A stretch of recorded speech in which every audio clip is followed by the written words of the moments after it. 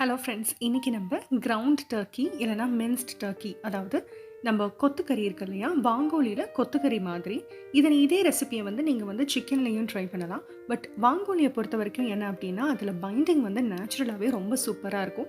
So பைண்டிங்க்கு நம்ம நிறைய agent சேர்க்க தேவையில்லை. இப்போ இந்த மாதிரி பேக்கெட்ஸில் கிரவுண்ட் டர்க்கி வாங்கும்போது அதை நம்ம யூஸ்வலாக ரெஃப்ரிஜிரேட்டரில் வச்சுருப்போம். அதை நம்ம சமைக்கிறதுக்கு முன்னாடி ரொம்ப நேரத்துக்கு முன்னாடி எடுத்து வெளியில் வச்சு நார்மல் டெம்பரேச்சருக்கு கொண்டு வந்துடுறது நல்லது. இதுக்கு தவிர நம்ம மைக்ரோவேவ் அவன் மூலமாக இதை டீஃப்ராஸ்ட் பண்ண ட்ரை பண்ணோம் அப்படின்னா அந்த டர்க்கியோட பதம் சரியாக வராது. இப்போ இது பார்த்தீங்கன்னா ஒரு பேக்கெட் அளவு 450 கிராம் அளவுக்கு நமக்கு மின்ஸ்ட் டர்க்கி இருக்குது. இது நார்மல் டெம்பரேச்சருக்கு கொண்டு வந்தாச்சு. இப்போது இது ஒரு மிக்சிங் பவுலில் அந்த கறியை அப்படியே ட்ரான்ஸ்ஃபர் பண்ணிடலாம். இது ஆல்ரெடி க்ளீன்டு தான், அதனால் நம்ம அப்படியே கறியை ட்ரான்ஸ்ஃபர் பண்ணிடலாம். இப்போது இதுக்கு 1.5 டீஸ்பூன் அளவுக்கு மிளகாய்த்தூள், 1/4 டீஸ்பூன் ஜீரகத்தூள், ஒரு பிஞ்ச் கரம் மசாலா பவுடர், அப்புறம் கொஞ்சம் நம்ம மஞ்சள் தூள் இதில் சேர்த்துக்கலாம். இதுக்கு உப்பு பார்த்தீங்க அப்படின்னா ஒரு 3/4 டீஸ்பூன் அளவுக்கு நமக்கு தேவைப்படும்.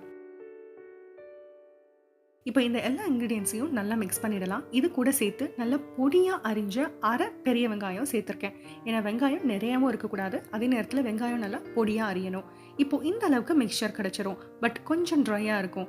இதுக்கு பைண்டிங்க்கு நம்ம என்ன பண்ண போகிறோம் அப்படின்னா முட்டையோட வெள்ளைக்கரு யூஸ் பண்ண போகிறோம். ஆனால் அதே நேரத்தில் ஒரு முட்டையோட வெள்ளைக்கரு ஃபுல்லாக தேவைப்படாது. நமக்கு பிசையும் போதே அதோடைய பதம் நமக்கு தெரியும்.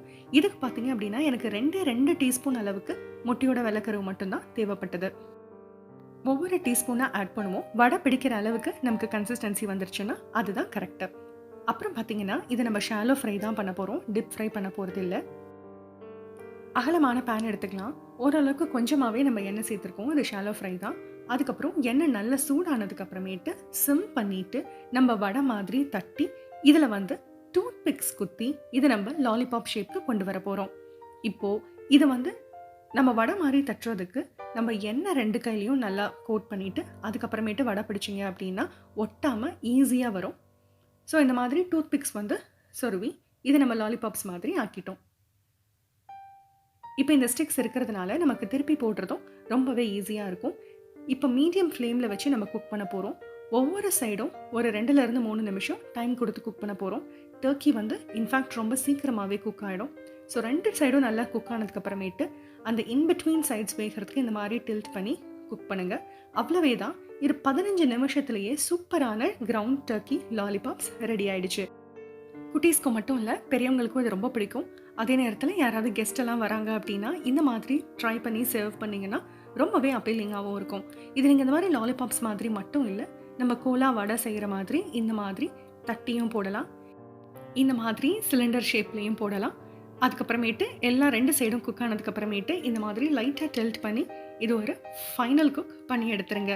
இந்த மாதிரி முட்டை ஆம்லெட் போட்டு அதுக்குள்ளேயும் நம்ம பேட்டீஸை இந்த மாதிரியும் சர்வ் பண்ணலாம். Cooking is all about exploring new ideas all the time. So try பண்ணி பாருங்கள். எப்படி வந்ததுன்ற கமெண்ட்ஸை எனக்கு கண்டிப்பாக ஷேர் பண்ணுங்கள். தேங்க்யூ.